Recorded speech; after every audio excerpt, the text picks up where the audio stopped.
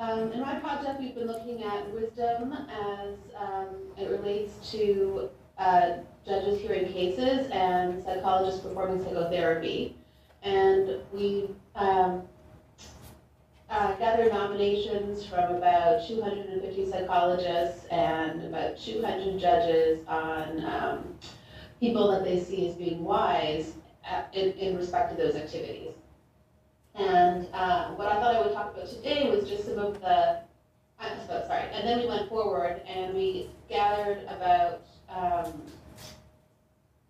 we have 17 psychologists who have been interviewed, who have been nominated by multiple independent nominations, and we have about 13 judges, and some of the judges haven't been interviewed, have been interviewed. We've interviewed 10 of them at this point, and what I thought I would talk today about is some of the points that we're seeing in common between both of these analyses. So we connected the interviews, transcribed them, and conducted a graded theory analysis in which you look for common themes across each data set, within each data set. So that's been the majority of what we've been doing over the last term, has been really focusing on these analyses within each data set. And for this presentation, what I wanted to do is just comment on some of the things that I see as being in common across the two data sets.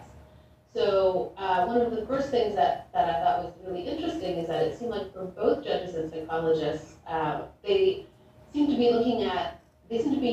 using a process, and they're talking about this as wisdom, in which they are adopting a set of values that's other than their own, and using this other set of values, or acting from within this other set of values, to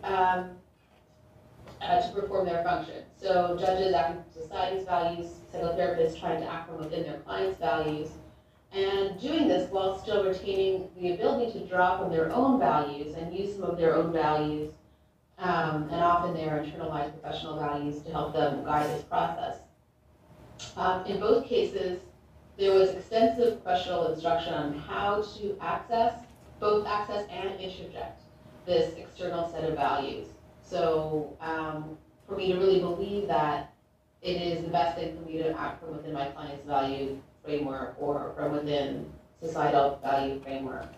In both sets of data, there was some aspect of isolation or self-monitoring that was necessary in order to be credible to do this sort of work. So judges talked about how they had to be very careful not to engage in any sorts of activities in their social lives or otherwise that might make them seem compromised to make decisions. Psychologists similarly had to be careful or concerned at least about how they were going to manage dual relationships or other sorts of contacts with people that might make them seem compromised. Both sets of data talked about traits of magnanimity, empathy, and curiosity as being core in wisdom processes. And this was, I think, really seen within both sets as a very different sort of metaphor of a professional than the metaphor that is prevalent. So for psychologists, there's a strong emphasis on looking at a strong,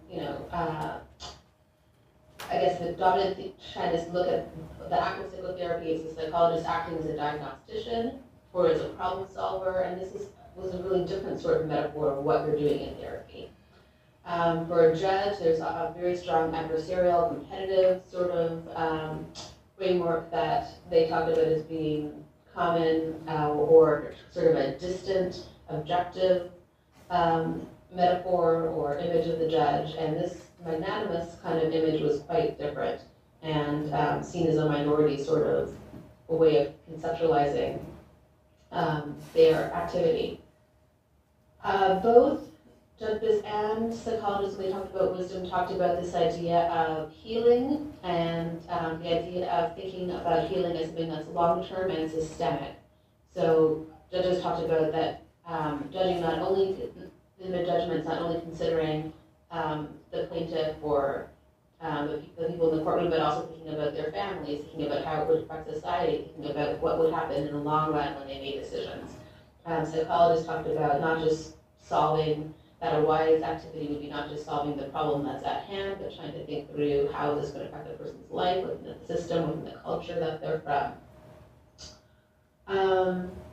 then finally, training recommendations, both psychologists and judges, when they talked about ways of changing training, professional training, to increase the chances of wisdom, talked about the importance of self-reflection, cultural reflection. They talked about things like emergent sorts of courses or experiences. They talked about working in clinics, either legal clinics or psychological clinics that are in low-income areas or areas that have many clients from different cultures.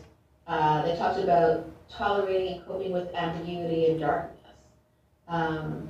And talked about the idea that we tend to select our students based on their intellectual achievements, based on their knowing the right answers, based on their answering test questions efficiently.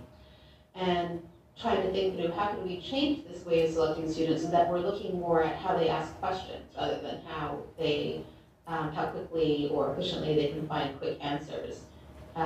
Looking at how they can tolerate ambiguity, looking at how they interact socially, and thinking about those things more when we do admissions. So those were some of the, just some quick points, and I'll look forward to hearing more from you all.